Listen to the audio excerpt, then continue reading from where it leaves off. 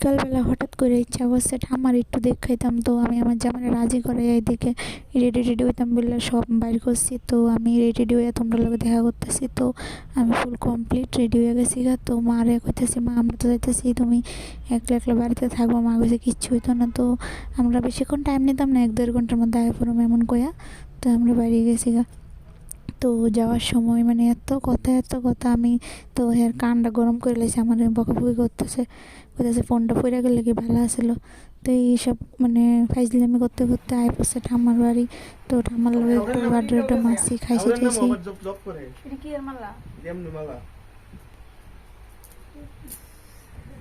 তো তারপরে আমরা বাড়ির একটু দেখাইতেছি ওইটা আমরা পুরান বাড়িতে, এখানে একটু রিলস বানাইছি, ফটো তুললাম। তো আবার এই শুরু করে দিয়েছি হ্যার সাথে বক বক করা, কীভাবে জব্দ করা যায় ওইটাই আমার ধান্দা। তো এরকম ফাইজলামি করতে করতে তো একটা জায়গার জামুকে এসে আর যাওয়া হয়েছে না। তো ওই সন্ধ্যা হয়ে গেছে, তো ওই চলো বাড়িতে জায়গা।